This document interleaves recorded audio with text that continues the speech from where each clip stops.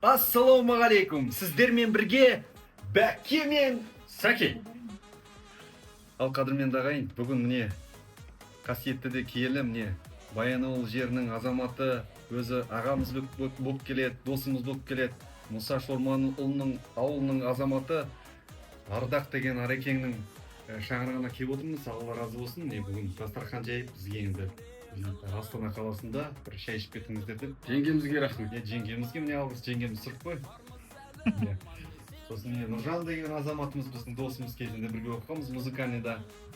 Енді бәріміз енді бас қосып бүгін Павлодар жаңағы Ертіс Баян елінің азаматтары бір шай ішіп, бас қосып бір әңгіме соғып, арқа жарқа болып отырмыз. Ал Ареке, өзің бір-екі ауыз айтасың ба? Ал енді Бәке мен Сәке Астанада деп айтамыз да, Бәке мен Сәке Астанада қолға түсе бермейтін жігіттер, таза өнер иелері, жаңағы фальшивый ештеңелері жоқ, көңілі де, өнері де барлығы осы жігіттердің ішінде Алла деп жүрген азаматтар, өнерде де солай таза жүретін жігіттер.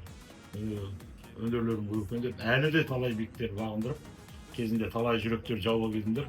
Біраз кішкене демалыс жасап, енді әрі қарай тағы да үлкен жобаларға Алла тағала өзі биіктете берсін.